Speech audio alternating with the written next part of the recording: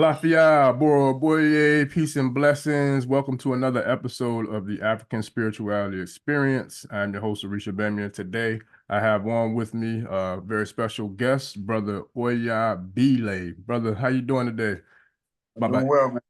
Doing well. Doing That's pretty good. Just thankful and grateful to be here and be able to participate in this building that you're doing for the sake of the community and helping you with the work that you're putting in. So I sure.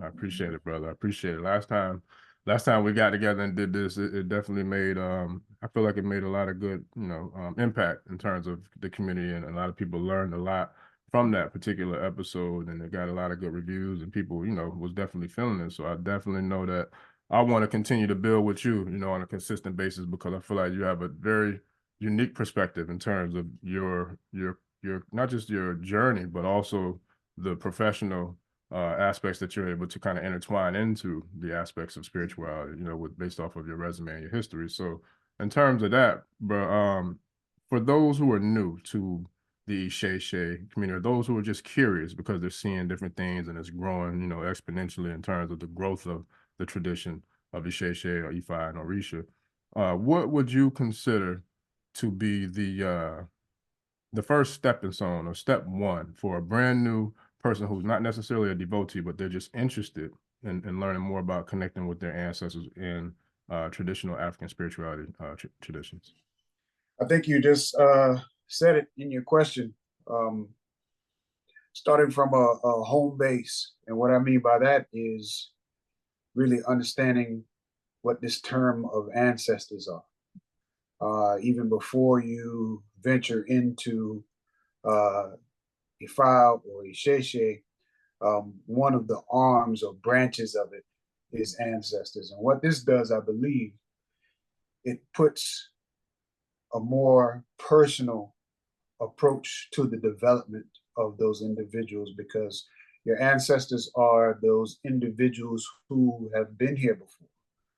And the ancestors also have this emotional connection to you called love that doesn't break just because of what we cannot see.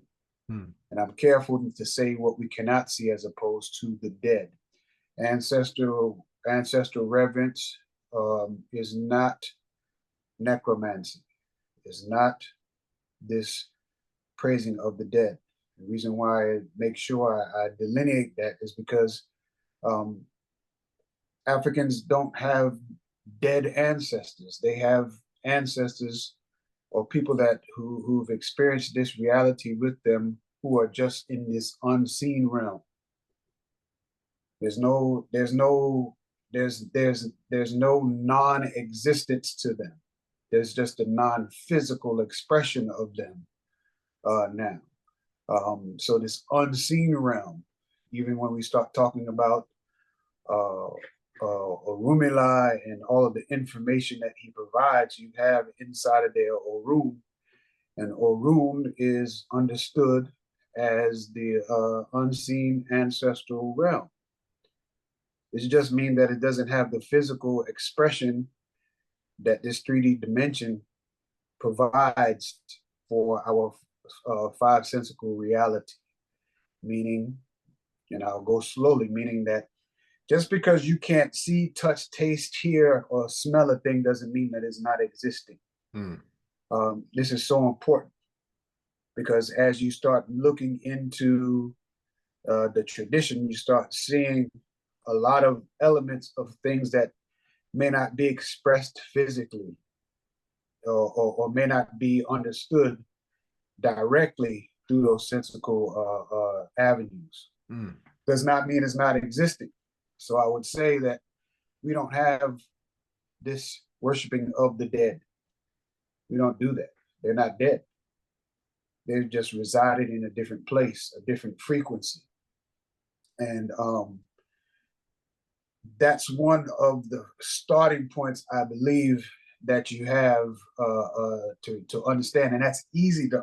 I shouldn't say it's easy, but it's direct. Mm-hmm. It's directly connected to you because you know how Big Mama was when she was alive. Yep. You remember the advice that that Pop used to give you when he was alive. These things are very pertinent to your guidance, even though that they're not physically here with you.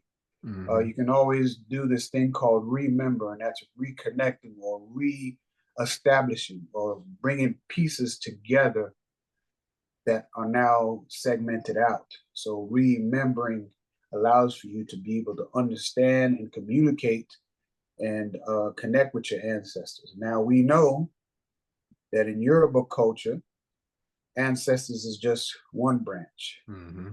You know, and then you have Orisha study, which is another branch. Then you have Ifa, which is specific to that. Then you have your societies that are specific to different aspects of existence. Um, so I want to pause there and really emphasize, for me, my suggestion is to start with loved ones. Start with loved ones who have departed. Now, you may have some people who say, "Well, what if my ancestors were really bad people? What if they lived this life in a certain way that doesn't allow for me to even connect with them?" Yoruba culture has an understanding of that also, and there's a certain way to address those individuals. But what we're talking about is the ones that are vibrating at a level called love that we can connect to, that we can actually tap into at any time. This is not something that is specific to Orisha study or Ifa. Right. From Japan to even the Celts, they all have ancestral connections. This is not something specific. Now, of course, we have a lot of the origination of things that went out into the world because of our geographical location. Mm-hmm. You know, Kibulan, if you don't want to call it Africa, that's fine. Mm-hmm. It's not that important for me right now, but this central location of where Africa is, people started there and started moving outward, and they took culture with them. So you find these things all over the world, even with the Mayan culture, even to China, like I mentioned, Japan. You start understanding that ancestral connection, if not reverence, is paramount. It's paramount because even if you start going back far enough, your ancestors may not just be the people that you're connected to. They may be another aspect of this of the creation story. The further you go back. Sure. So I just wanted to bring in the fact that Ancestors has the ability to introduce you to some of the other aspects of Orisha study and Ifa and Yoruba culture. Sure. Yeah, that's powerful. And I got two quick thoughts on that before I jump into the next question. But for those, especially the females who will watch this call, depending on how far you are in your journey, but for those who are definitely further along and those who are on the beginning of the journey, I'm pretty sure when they go to get their nails or toes done, you know, in these Asian or Japanese, Vietnamese nail salons, they'll see an ancestral shrine by that door. Like they'll have some sort of reverence or ancestral, you know, shrine by their door, even in the Chinese restaurants for that matter. So it's like other cultures are very proficient in dealing with the practices of what you're speaking on. It's just that if we're brand new to the culture, we're brand new to this whole system, we don't really know what we're seeing sometimes when it's right in front of our face.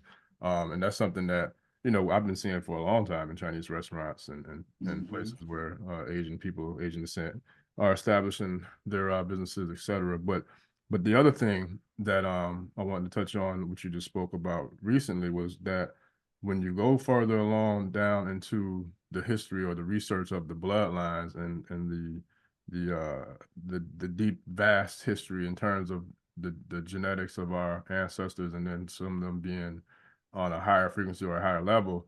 When I was in Africa in March, we went to the Oni's Palace, and we had the opportunity to take a tour in the palace. And the brother who was the tour guide, it was dope. He actually broke down the entire bloodline of the Oni's history and his lineage.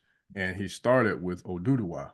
And the Oni who's sitting on the throne in the palace now is the 50th Oni of that bloodline, who is a direct descendant from Oduduwa. And so on the tour, he actually went down. It's like a wall where they have pictures of every single Oni who sat on the throne of the palace, from the very first, from Oduduwa, all the way up until the current Oni. And I want to say the third or fourth person that was in that picture was Ogun.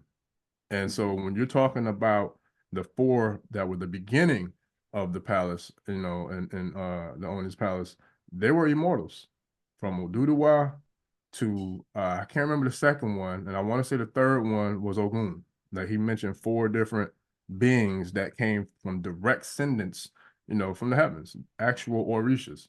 And this Oni that's sitting on the throne now has that same as that bloodline in his, you know, in his, running through his veins. So what you're speaking about is very powerful, and we have like historical, documented, you know, proven history showing this, and it was a very powerful experience. And I'll be sharing that on the channel in the future as well with everyone. But and that was a powerful answer. So now with step one, once we've established, you know, the connection with the ancestors, and then we can even go further into establishing the altar or shrine, etc.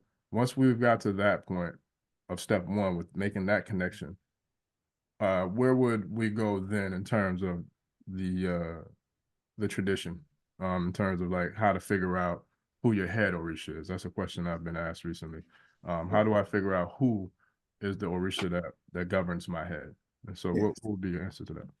So, and I just want to add a little bit more color to the ancestors. This is something, before I get to that, No problem. this is something that we, regardless if we try to deny it's a part of our existence, all the way from the dollar that we use that has the different presidents that are present on it, to these founding fathers being honored inside of the stone called Mount Rushmore, and not to mention that location of Mount Rushmore was an ancestral reverence place located for the first people of this nation. And not to even talk about just in the hood, you know, you get tattoos of people who are deceased all over your body.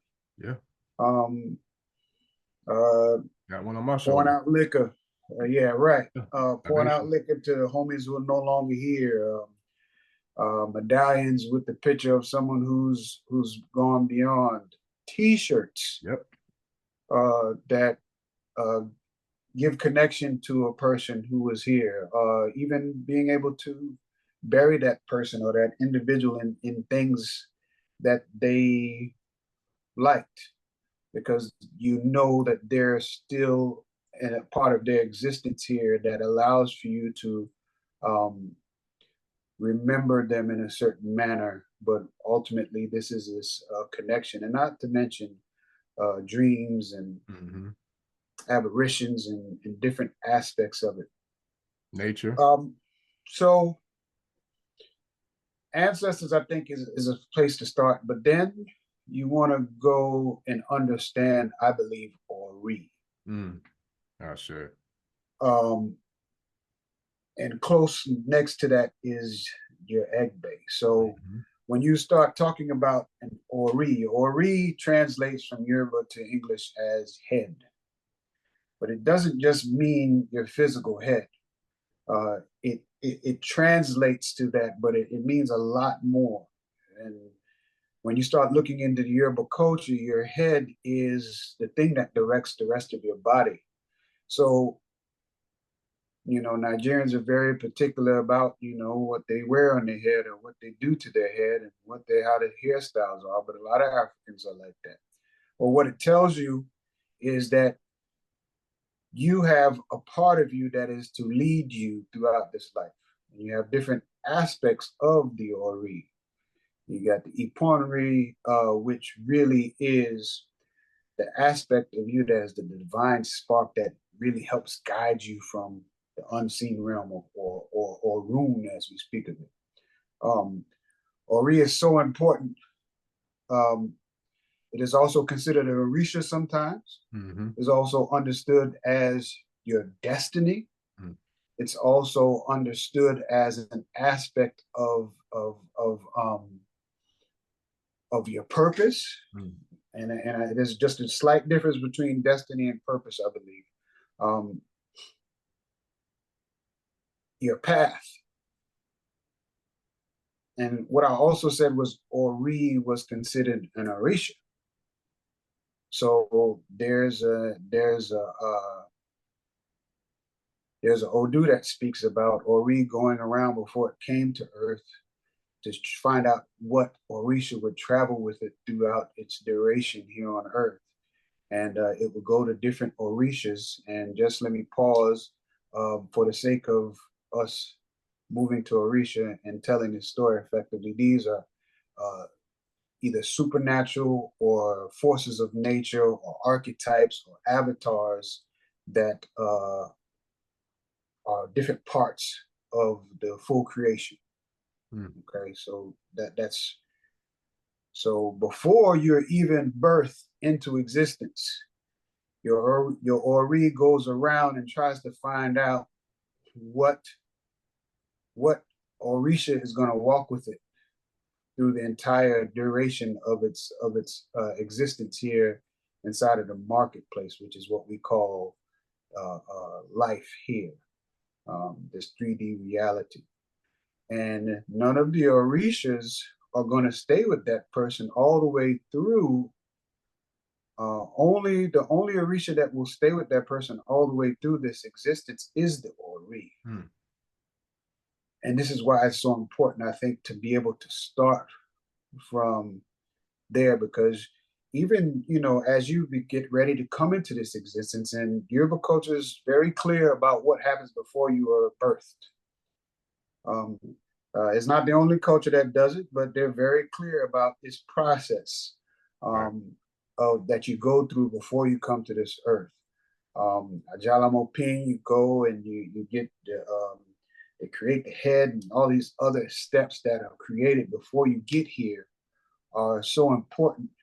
And even you have this opportunity to pick the kind of destiny that you have, or your proportioned aspect of your destiny.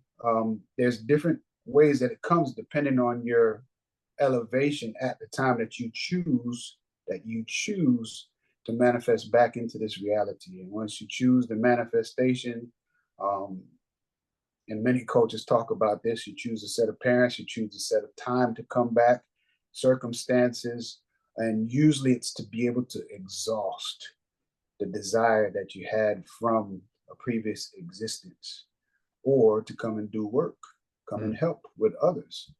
And desire is the driving force for manifestation into this 3D reality, meaning that you want to come back. I want to go back to do ... Your Ori is after the dots. Your Ori says, I want to go back to do this. I want to go back to do that. I want to be this. I have to know how I am, and also have to know who I am once I come into existence. And Ori gives all of that. So Ori, I believe, is one of the things to understand more. So there's not really it's almost catching up to what your destiny says that you're gonna be. So the question that you asked was the steps. And I think it's important for people to understand, just from a you're not alone standpoint, to understand ancestors, right? Even Ori could be coming before ancestors as far as this this importance of things possibly. But we'll touch on Ori next, because those two aspects hold enormous amounts of information. Right? Now we got to have the conversation about how do we communicate, how do we gain access to that information, right? And this is where either the Meringue de Lagoon, cowrie shells, or Ifa comes into place. It's the mouthpiece. It's the ability. Is the mouthpiece of wisdom. It allows for you to be able to tap into things that were already written and scrolled. You go to the Hindu religion that talk about the Akash or the Akashic records. This is the same place that we're tapping into. There you go. And you see on both sides, this 1 and 0 binary code that Africans introduced to the entire world is the way that we connect. On one side, you have one aspect of that, and the other side, you have the other. Now, they're numerous. I shouldn't say they're numerous. There are a couple of different divinations that are prevalent inside of the Yoruba cultures, not just one. So don't get confused when you go to someone and they have a opwele, which is a chain, and it has 8 pods on it. Don't get confused if you go to a priest and they have the Meringue de Lagoon, which is the 60 cowrie shells. There's the opwele. And then he's probably not going to show you the king. Can't go that far away. Right. And that king is probably I've heard some argument, but it's the most ancient, but it's the most proficient form of communication out of all of those different avenues of communication with these other beings or elements or aspects, or more specifically, knowledge. Facts. Okay.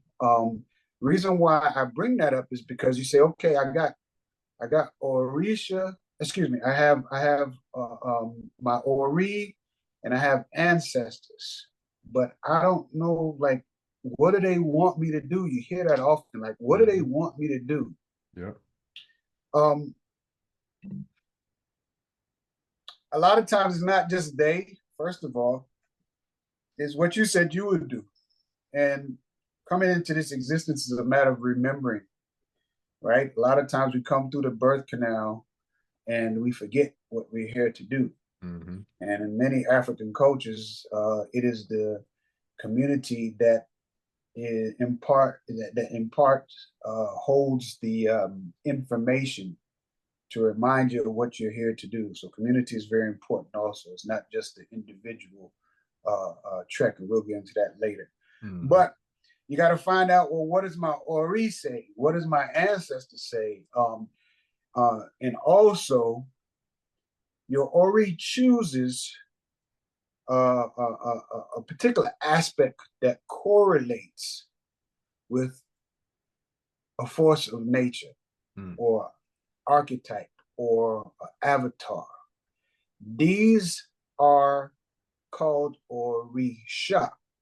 It's the choosing of a head, it's the choosing of a type of energy. You got different types of energy, different expressions of it. There's also this nature aspect involved in that also. So, fast forward after you become an Orisha, which is not so much in Isheshe, but I think it's very important to highlight. And what that equates to is someone who's to study nature. So as you start looking into what it is that I am to do once I get this information, you got to understand that our ancient ones were scientists as well as healers, as they were botanists, they were physicians, but they were astrologers. They were all of these different things.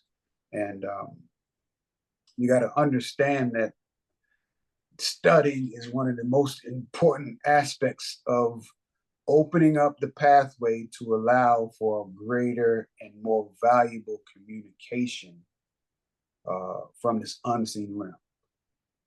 So we started off talking about this unseen realm, and now we start talking about communicating with this unseen realm. Mm-hmm. And what we saw with the cowrie shells and the opele are ways to communicate. Those are the for instance, those are the cell phones that you use in order to communicate with those aspects. Now, understanding what it means to have an Orisha on your head is important. It has been developed a little bit more here in the West throughout the diaspora than it is in the continent. But it works. It's something to be understood. It's something to understand yourself better. And even if you go into Lukumi or Santeria, you got to understand these are derivatives of Yoruba culture. Mm-hmm. They're derivatives of it, and there's no arguing if they are the children of Yoruba culture. There's no arguing. No, everyone understands, and the parallels in the language and the traditions are consistent. They have a little bit of a twist because it's in a different geographical space. Mm-hmm. And Ifa is a living, breathing thing. So it changes as time goes by, but at the same time, we stand on the shoulders of ancestors who have provided information prior to. Sure. So I'll pause there. Yeah, no, that's perfect. That's spot on. And what you did is you set a very strong foundation to kind of help lead the whole path, lead the whole journey up into where we're going into right now, which is the ideology of the 7 major Orisha. And I love how you implemented the ancestors and the Ori first, because you really do have to have that foundation, I believe, to even be able to conceptualize or even to be able to like really process and appreciate those aspects of this journey going into where we're about to go right now. So, and that's the perfect segue, because now when you start to, I guess, realize and actualize everything that you've already laid down for the listeners, now we can really get to what this whole Orisha and having a head Orisha entails. And to go into that, you would have to do, like you said, which is consult divination. And by doing that, you consult divination, then you get that answer, whatever those answers are. That's when, you know, we can kind of really begin the process of talking about the 7 major Orishas, and then how you find out who your head Orisha is. So, you know, when we start with Orishas, we talk about Obatala being, you know, the creator, the father of all, you know, the eldest of all the Orishas. Then you would have to, I would say, you can't really, I guess it's subjective which order you go into, but I'll just say, for the sake of what I know of the creation story, let's just go with Ogun, who would be the deity who created the chain for the Orishas to come down here, you know, descend from the heavens to the planet Earth. And then we'll talk about Imoja, you know, who is the deity and the goddess of the ocean, the vast waters. She's the womb. She's the creator. You know, she molds the life while it's in the womb. And then from there, you know, you can go into Eshu, you know, being the creator or communication, the communicator, the one who delivers and translates all the messages from humans to the deities and from the deities to the gods, etc.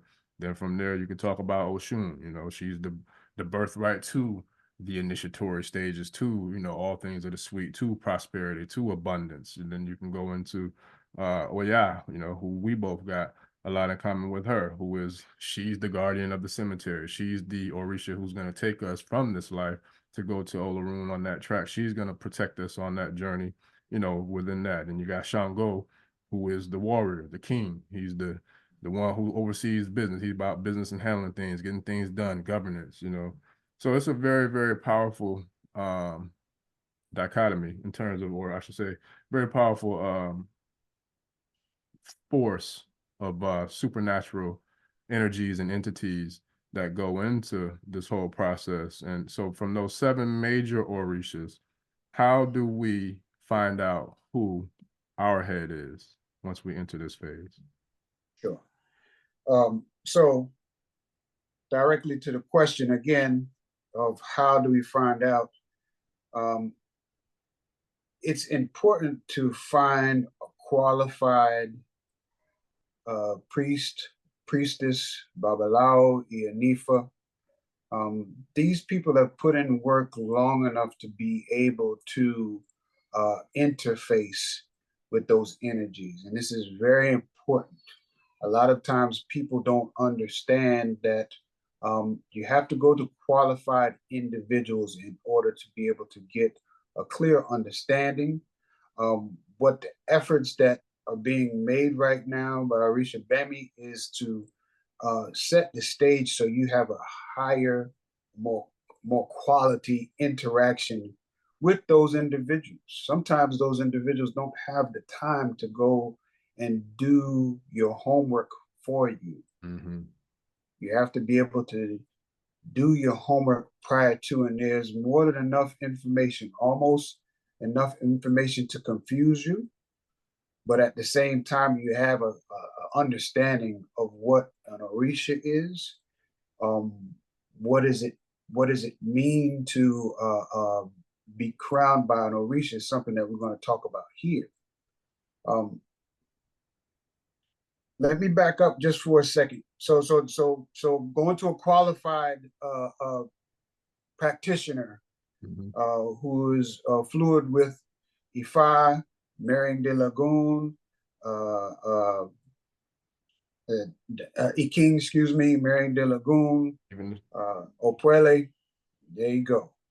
Now this right here is very similar, somewhat similar to what you saw with the shell that he provided earlier.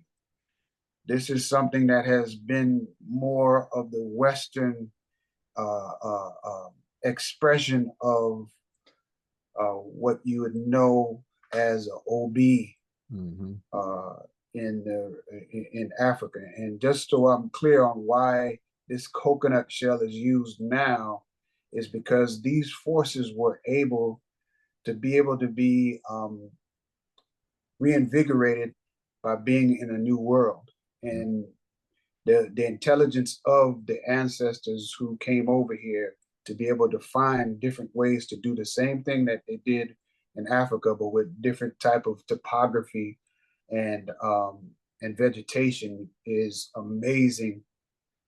The amount of understanding of forces and being just as effective at allowing for those forces to speak through these implements should be very clearly understood and revered as a certain level of wisdom, understanding, and application of that wisdom and understanding.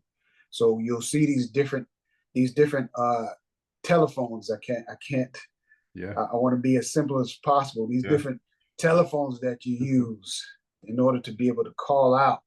Okay, but at the end of the day, we're talking about zeros and ones.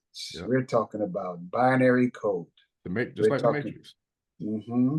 Or computers. Exactly. You see all of the things draw down on the Matrix. There's 0 and 1s, and we know in our current data that's how computers speak, all the way from what you read on a computer screen to even hearing our voice right now. Information travels through binary coding. You have different things to break it down into a processor, and that processor switches it back to what you hear, from images to words to movies to music. It's the same exact understanding. Just when we use the word cell phone, it's calling up to these higher energies instead of me talking to Orisha Gbemi, as opposed to talking with a divine essence that guides us. Sure. So your qualified practitioner is going to tap into information that is with you. A lot of people try to figure out, well, how do they know? If we understand things from a higher vibration, we'll realize that everything that we are is just imprinted on us, either from a physical aspect If you don't see it there, then there's an energetic aspect, or auric field. All of that is imprinted upon you. What you're doing is finding someone who knows how to read it. Just because you don't know how to read it, that don't mean it's not there. Facts. It's just that you don't know how to read it. Right. And this is very important. So when we start talking about what Orisha is on your head, what we're speaking about, again, you start thinking about Ori inside of that word Orisha. We start thinking about what is the most dominant aspect of your characteristics that you have chosen in this lifetime to be with you. Now, you hear about these 7 African powers, and Brother Gbemi just finished speaking about those. Those are only a fraction of what came over on the Ma'at to this new world. And you got to understand that there are many, many, many more Orisha out there. But those 7 will suffice to at least get us on the path to understanding more about ourselves. Baba, I don't mean to interrupt, but I just want to say something just because I'm pretty sure there's going to be people who won't know what you mean when you said Ba'afa, but we're talking about the transatlantic slave trade for those who might not know what he was referring to in terms of that word, because I think a lot of people that might be a foreign term to them. So just for the sake of people who might not know exactly what that meant, to get clarity as to when you're saying what came over across the Ma'afa. Ma'afa, yes, Ma'afa. I think I said Ma'afa. Yeah. May I say Ma'at? Sometimes I cross-reference. Nah, it's all good. Okay, all right. So there's this transatlantic slave trade, and I would contend that all of our ancestors did not come over that way. Just a lot of them. I shouldn't say some.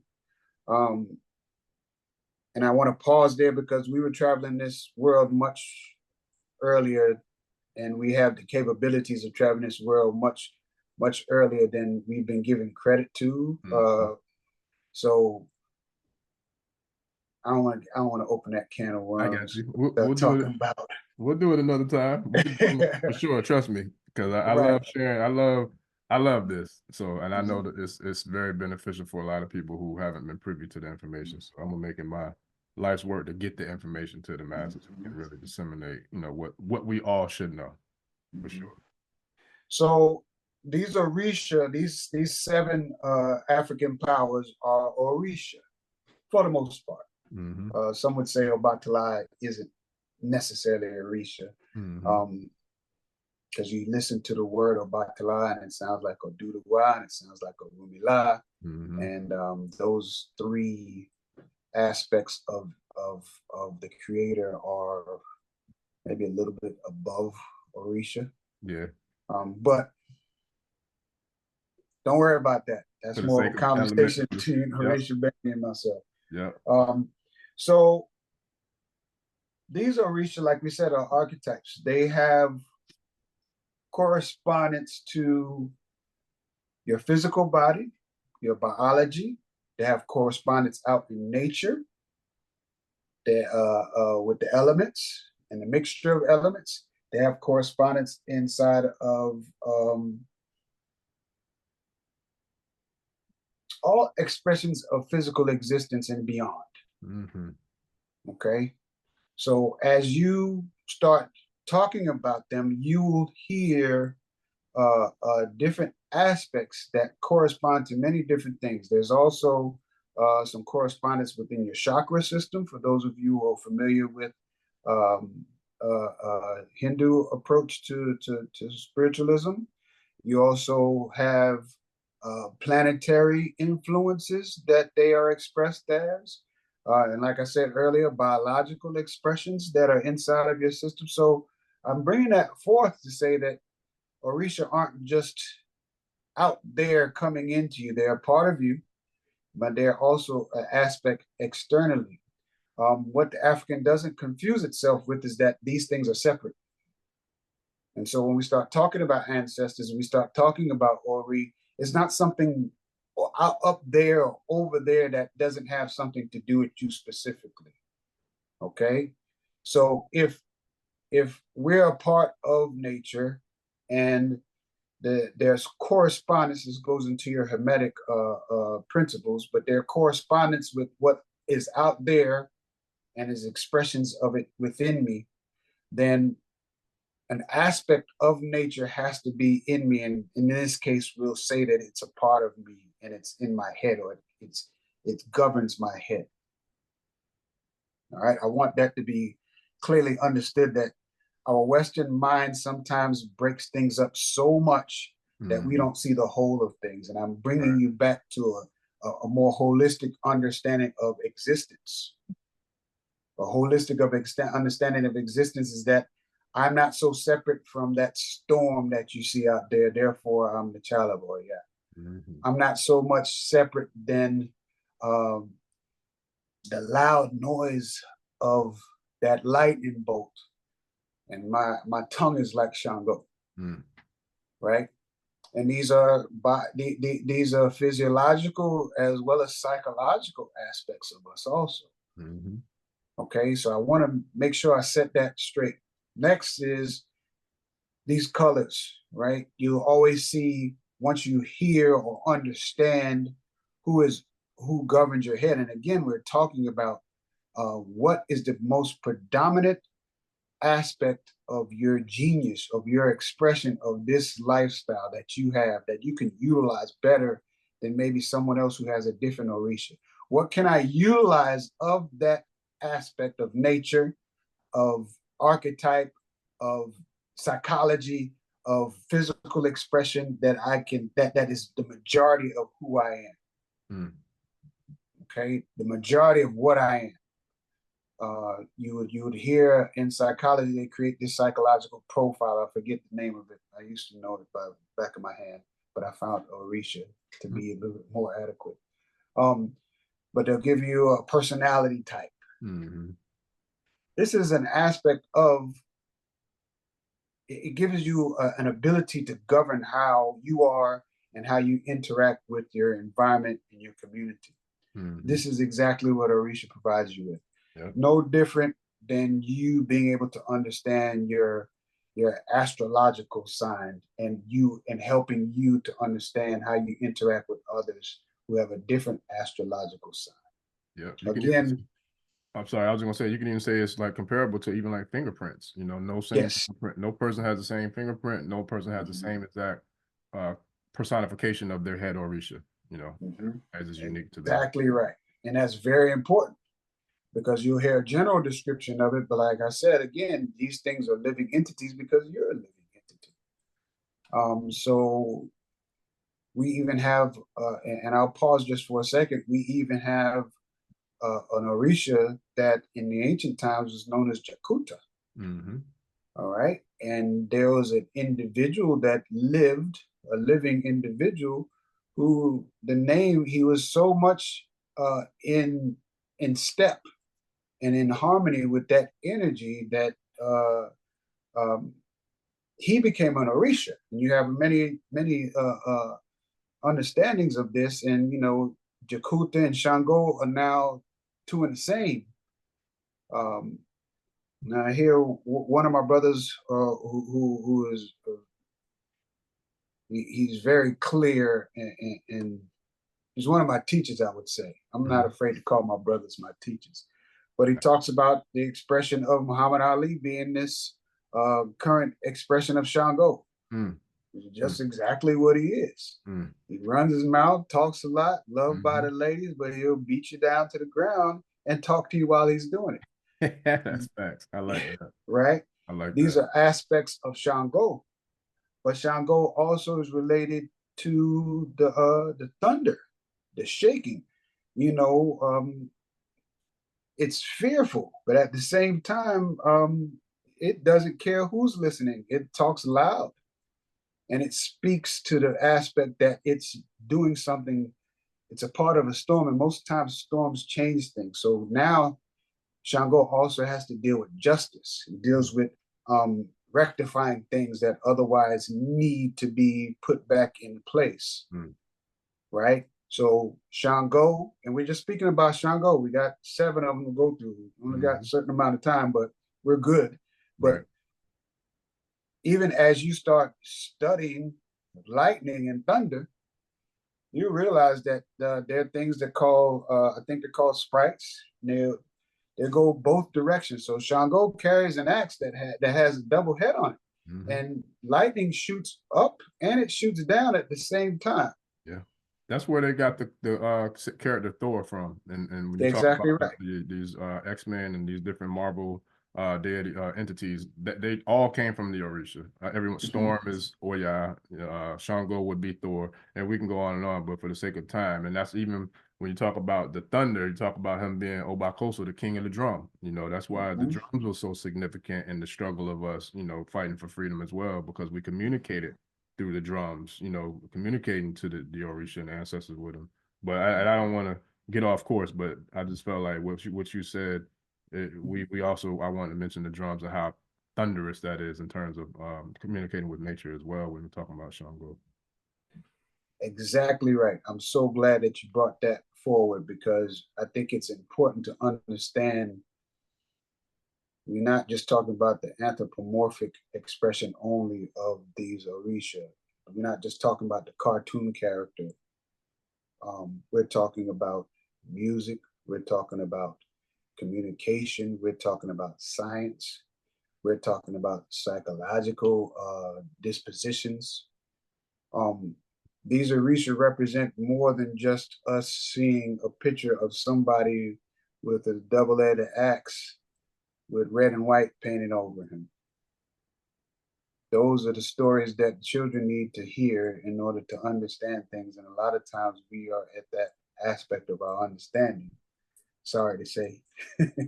um, if we were brought up how our ancient ancestors would have done it, we would have been submersed in this thing since 7 years old, understanding it in its entirety. And when I say entirety, I mean, how is it expressed in biology? How is it expressed in zoology? Why is Shango very closely related to this jaguar, or this panther? What do they do?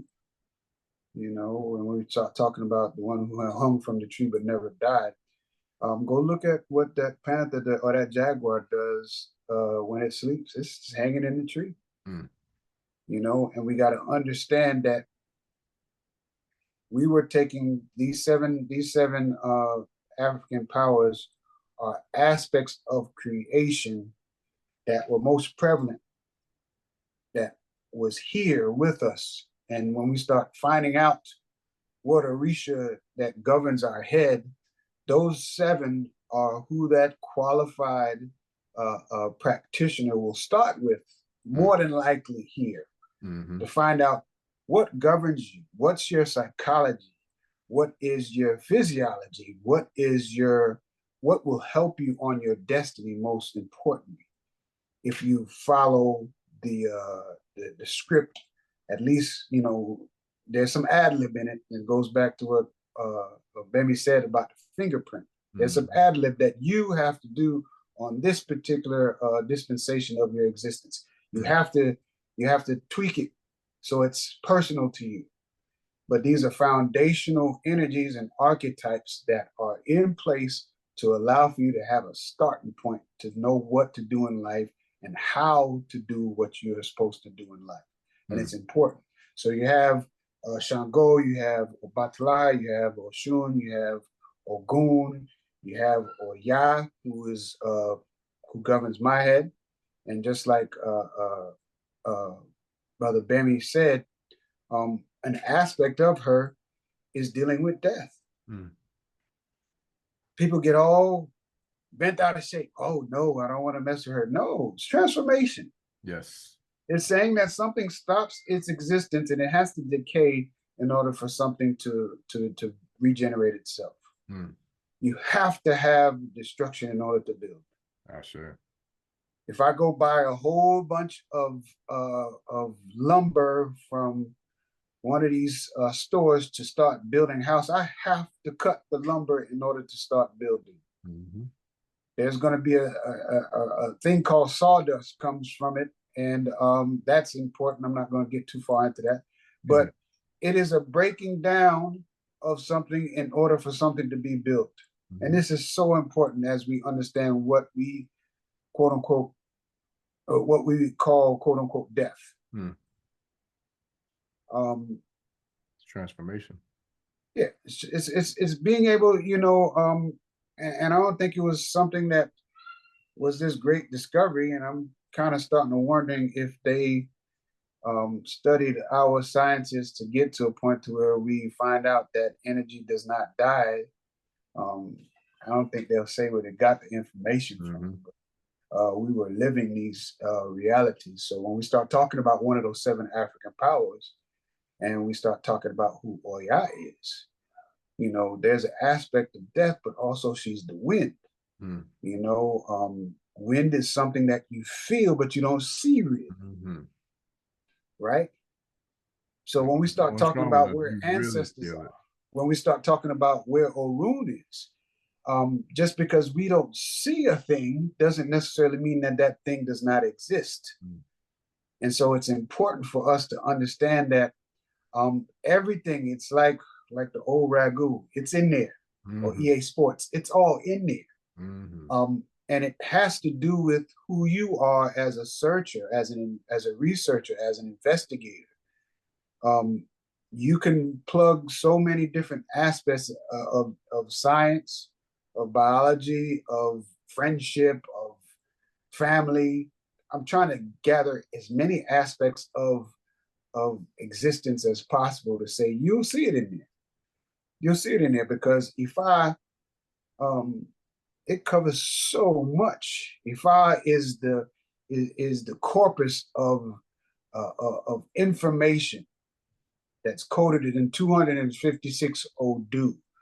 These are different these are different canons of information, and inside of those Odu, you have many verses. Some they say 1,680 verses per Odu. So you multiply 256 times 1,680, and that's how much information you'll have. But guess what? Even that, they say, is just a drop of the pot from Orunmila.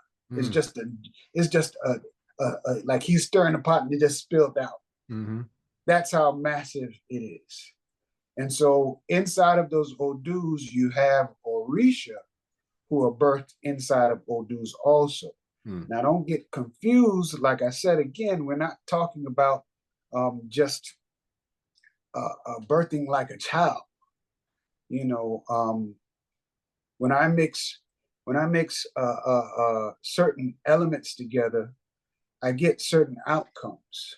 Okay, and when you understand that from a scientific standpoint, or even from a culinary standpoint, you understand Orisha.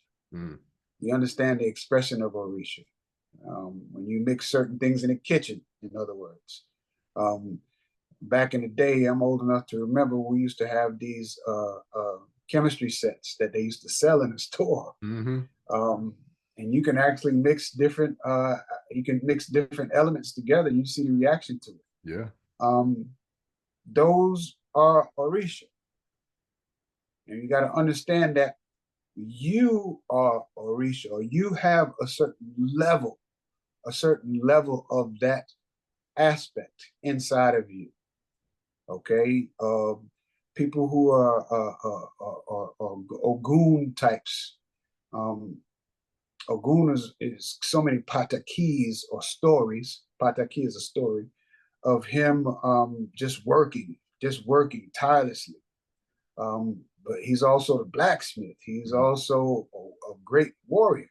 He's pure energy. He's pure masculine energy, right? And they say, well, Ogun and Shango don't get along. Maybe not.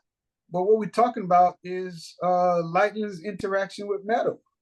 It's highly active, and it really those two clash.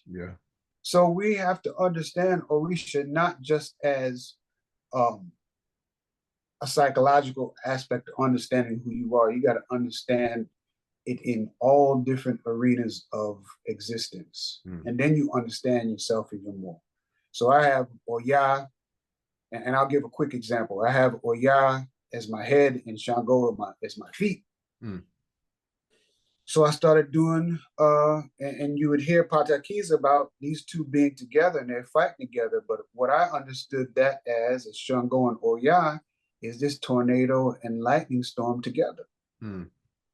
So I have a picture of a tornado, a physical picture, a real picture of a tornado and lightning shooting around it, and it's all encased inside of a storm. That's to remind me of what I'm about. You see, so I'm looking at a physical tornado, and outside that tornado, there's lightning. Nobody's out on the road during that time because they don't want to mess with them, right? And I'm not trying to poke my chest out and saying, oh, that's what I am, because one of the things we have to understand is how do you adequately and most effectively utilize that energy to get your destiny fulfilled, to exhaust what your Ori came here to do. Again, I'm talking about understanding who is walking with you in this existence on this particular time in order to exhaust a desire or to exhaust what it is that you came here to do. And those Orisha help you to be more effective inside of doing it. Those Orisha help you to stay away from conflict or go into conflict in a more effective way, or stay away from conflict that doesn't vibe too well with you. And it helps you. It helps you to understand some of the things that you've been through in life already. You know, as I was crowned, as I found out that Oya was my head, all kind of things started making sense. And you start reading examples of what it is that Oya went through in Patakis. I'm like, yeah, that happened to me too. And we're not as distant away from being connected to these energies as we might think, regardless of our religious upbringing or so. It's just with you. Some people may ask, well, what if I don't have a head Orisha? You're existing and you behave a certain way, therefore you have an Orisha that can describe you pretty well. So when you start talking about those 7 Orisha, just know that's the starting point. You might get a Orisha that you have to do more research on, that is not as prevalent here in the West. You know, you might have an Orisha that is closely related to another one, like let's say Olokun and Yemoja. You know, Olokun is more so the deep recesses of the water where no photosynthesis happens, where no light reaches, where little people know very little about it. I think we know more about outer space than we do our own depths of our ocean. And so when you start understanding these Orisha and you start getting to where you are given your head Orisha, then you start understanding Elekes, and Elekes being the expression, the physical expression, like you see here, of those Orisha. The physical expression contains the energy once it's consecrated, the concentrated energy. There are many aspects of Orisha, but also you have the colors. And we know now, even if you just go through science, that colors have a certain vibratory rate, just like sound. They're expressed. This gives us a benchmark or a guiding post to understanding these Orisha. And then you have Obatala here. Obatala is really about a certain level of coolness, of calmness. This is Eshu here. And Eshu is this translator. People call him the trickster, but he makes sure that you're sure about what you're saying and doing and understanding and hearing. And he resides at the crossroads also. And that's something also you got to understand, is that they're concentrated locations within on the earth and around the earth, terrestrially and extraterrestrially, that Orishas reside. And subterrestrially, they reside in these locations. They're concentrated areas. So, and a lot of times you may not always have a shrine um, to do work with the Orisha. There are expressions in nature there. You know, we talked about Olokun, depths of the ocean. A lot of times when you have to do some communication, I'm putting quotes there because what we call it is Ebo, with these Orisha, you know, I might not be dealing with the surface of the ocean or the bay, depending on your location. That's Yemoja in the west. I might have to get to Olokun, and there's ways that you got to go deal with that. You know, there's ways that you got to go deal with these aspects. But I'm not just going to speak to an Orisha. I'm also speaking to the depths of my psychology when I go talk to Olokun, like the unconscious, as we would talk about in psychology. That's that realm of Olokun, you know. And so when you understand and start studying these aspects of nature, of these avatars and what they are, you're understanding more about yourself. But at the same time, you're understanding your environment around you. I don't care if you go to other spiritual systems, you're going to still have to do the same thing. They express differently. So I stopped it.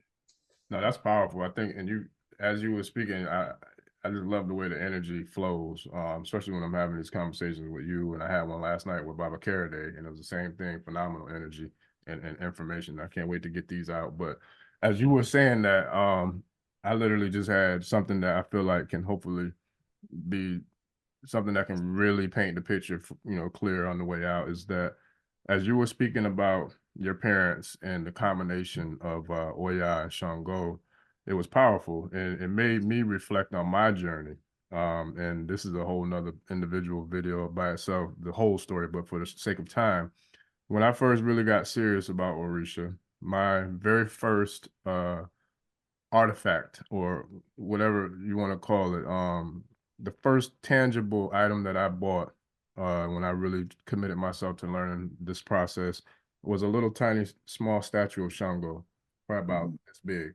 And the reason I bought that is because I felt like Shango was my head. Now, mind you, I hadn't at that time yet met a qualified priest, priestess, Babalawo, Iyanifa, practitioner, healer. You know, all those names kind of codify who these spiritual leaders are. But I felt the energy of Shango. I felt like what I knew of all the Orisha, that probably was the one I felt like at that time resonated with the most. So I bought it. I had it for years until I finally met Yeye and got my first divination. And then, you know, the process began, and I had the ceremony to get my elekes. And lo and behold, when I had it, it wasn't Shango. Shango wasn't my head. My head was Obatala. I'm like, oh, wow. So that kind of took me for a loop. But hindsight now, and this is how powerful the Orisha is. Hindsight, I know now that it wasn't best for me for Shango to be my head because, like you said, with that storm, there's a lot of that energy in me, a lot. And Baba said, no, I'm going to take this one because he needs that cool serenity. He needs that peace. He needs that calm. He needs that light, you know, to be creative versus being the warrior, bringing that thunder in the storm. But the way the Orisha work, and they're so powerful, is that yes, Obatala was my head. As soon as I finished being crowned through my initiation, I found out that Shango wanted me to get him as well. So Shango gets me, I get Shango, and also lo and behold, my mother is Oya, which I found out, you know, when I came out of the room. But then right after that, Shango like, yeah, you still got to come see me. So I do Shango. Fast forward, very first trip to Africa, I get an unexpected opportunity to become an lawyer to get crowned Jagun Shango, USA. So now Shango was there from the very beginning because he was in my heart. He wasn't necessarily my head, but he was my heart. And he's still working with me to let me know I'm still here and we still gonna work together, even though Baba Obatala is your head, I'm still here working with you. And I look back at a baby picture, bro, that I had, and my mother had me in white and red. And then if we can't even go that far because of the sake of time, but my road of Obatala has a dab of red. So it's like the Orisha are there with us, like you said in the very beginning. They're there with us before we're even conceived. We've already kind of figured out and laid the foundation of our existence prior to us, coming into the body, before we even take our first breath, before, while we're being formed in our mother's wombs, the Orisha have already laid out the roadmap, or I should say, at least the foundation for what we are to achieve once we actually are conceived. And I think when you said what you said about Shango and Oya and that storm, the thing that caught my mind, or the visualization I saw in my mind, was not only that, but to really try to make it clear for people is, if we're at a dinner table, all of us have all 7 of the major Orishas at that table with us. Now, when you talk about how your mother and father, how they get together, we would say that in terms of when you get developed and further along your path, those 2 deities will sit at the head of the table. So now you have Shango at one side, Oya at the other side, and then you have the rest of the Orishas at the table. And now you are prepared to really, do what you have to do in terms of a person and being able to like bridge the gap into the personification of what Orisha is in terms of our, our path and our journey. I think that's important. I think for those of you who are watching this, to really go back and understand that what we're talking about is, again, choosing aspects of our reality in order to do whatever we got to do at that particular time.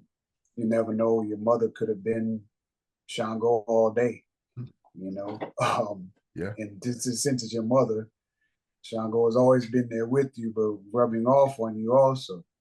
What I want to also highlight is what you speak about when you talk about what is necessary for a particular moment or period in time.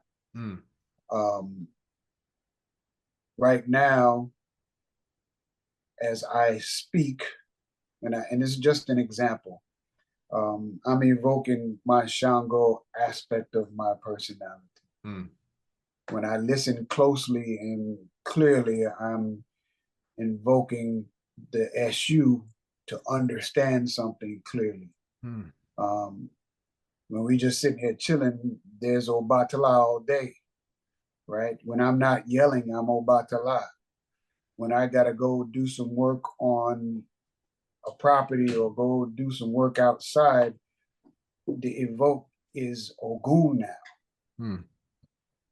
We pick and choose. Again, Ori is inside of the word Orisha. We're picking and choosing these aspects as we need them, but some of them just are there most predominantly for our lives.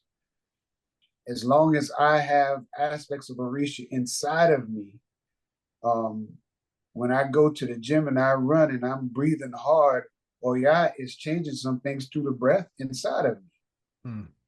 I'm not foreign from it. When I got to go and let's say put a squat bar on my back, then Ogun's popping back in. But at the same time, if I got to breathe while I'm doing it, then Ogun and Oya are working together. Right? And Oshun is in the background, making sure that everything flows as far as things getting back to the source of the heart, and the veins being the streams of things that are moving through my body. And we can go on and on and on with every aspect of Orisha being expressed inside of our moments. Right? They're always there. They're never not there. And I don't want to just speak of them as cartoons. We're talking about aspects of physiology that is necessary in order to do, to speak, to do a workout, to do work in your yard or something. They are there. So, and not to mention, Ogun is there for the connectivity of my bones in order to do the work that I need to do. So we're not speaking about something foreign. I think what we're speaking about is things that may seem foreign to the newcomer to understand things that you already know about yourself. Right? You already know that in order to be able to speak, it's a more masculine expression of existence, and to be able to hear is a more feminine way of existing. that doesn't take away from the fact that I'm speaking and listening. When I'm kicking the crap with my buddies or whatever, and we cracking on each other and we talking mess to each other, there's an aspect of us invoking that Shango aspect of each other. When I'm playing a trick on somebody, I'm playing a practical joke on somebody, there's the SU existence inside of that moment. And we never ever move away from that. We've never had to move away from that. And I think it's important that as you speak about those aspects of different stages, understanding that you may have been one Orisha as opposed to another, we have to understand that we have a participation in some aspect of our lives where we may have expressions of many Orisha. This is what I also tell people when we start talking about the zodiac sign. You're all the zodiac signs, depending on the time of the year and depending on your season, you're all of them. And you know, people want to be so specialized, but we also have to understand the whole. We also have to understand the whole inside of us, and also have to understand how those things express themselves. So it's real important for us to understand that these are aspects of nature, they're aspects of our psychology, there's aspects of our physiology, and we can pick and choose it. You may grab, these are called elekes, I want to reiterate that. And these are expressions of those Orisha, right? But if I'm going to a meeting and I know that I might get a little carried away with my emotions, then I'm going to take Obatala with me. But I'll take Shango there too if I need to speak my piece. But even if I don't have the elekes on, I can still pick and choose how I want to approach that meeting, how I want to express myself. There's other times where I need to do some work, like I said earlier in the example. So you can pick and choose these aspects as they're necessary for you to get whatever task accomplished inside of your daily life. But the bigger picture of what you're here to do, this is when you start talking about who owns your head. There's a bigger picture of what you have to get done, right? Not the day to day, but there's a bigger picture. But you also know that sometimes you're crowned with an Orisha so you can calm that energy down too. Because Orisha has, it's called hot and cool. Yeah. Bona and a tutu, a certain coolness of a thing, right? The heat of the Orisha needs to be balanced. Absolutely. The calmness of Orisha sometimes need to be activated. And we understand that masters of this life know the 0 point of things. They're not all the way left, they're not all the way right. They're at that 0 point of existence. And it's important to be there because life is that roller coaster. You don't want to go volatility up and down. You know, you can't survive at that space. You want to just be just right there inside of that existence. And this is what Orishas highlight for you. You know, you might have an Orisha that says you might be too much on one side of a thing. Be in the middle or go to the other side in order to find the middle. And this is also what it is for you, but it's not just for you. It's for you to understand what it takes. What hat do you need to put on today in order to get the task done that you have committed yourself to? You know, what Orisha do you need to invoke in order to get what you need to get done today? So when you get readings and you hear, well, this Orisha is asking this from you, or this Orisha is asking you to do this, Ebo, they move beyond time. So a lot of times we don't know when we need them to be in the place that they're in. And sometimes we don't know that we're out of balance also. And so those Orisha have this ability to bring balance to us by utilizing the sciences of who they are. So it's important. Nah, that's a mic drop, man. I think that right there. Um, I don't want to go no further because the 0 point, that to me, that's a mic drop. Like that's dope because that is what it takes. It takes that balance. And I feel like the way you just disseminated that part, in terms of how everybody's a collective, you know, the all in the all, and then we're just, you know, the piece of the collective, that's a phenomenal. I think that's a way to close it, man. Because the 0 point, it brings us to, of course, it could mean the starting point, but also the balance point. You know what all of nature and humanity and have for that matter, life as a whole throughout the universe. You know, it has to be balanced, as above, so below, so as within, so without. And I think that was a phenomenal description of how the personifications of the Orisha, you know, impact our lives, but not just our lives, you know, life as a whole, whether we're talking about nature with the, you know, the planet, the fishes, the birds, the, you know, the oceans, etc. To how that correlates to the bloodstream and through our body. Like that was a perfect analogy, brother. And I really feel like I can't wait to do it again. But this is, you know, like I already anticipated and knew, a phenomenal conversation. And I can't wait to share it with the people, man. So I definitely appreciate you, Baba Oya Bile, man, for always, you know, being willing to take the time and to share your words of wisdom and you know, put the things into perspective that are not necessarily easy for some people, especially if you're new, but also to be able to do it to where it's kind of elementary. And a lot of people can't do it that way. So I appreciate you taking the time to just to drop the words of wisdom and share the information and the knowledge with the good people, brother. And I would say that if I said something that sparks an interest in you, that is the spirit. And if I said something to offend you, that's me as a person saying the wrong thing. But sometimes spirit offends you.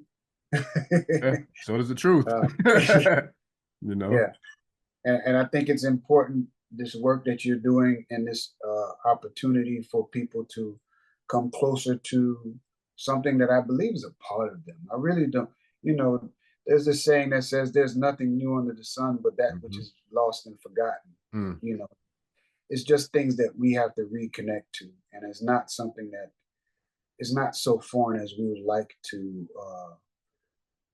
You know, we're intimidated by certain things. The truth is that when you give attention to a thing, that thing gives attention back to you. There's a correspondence that happens.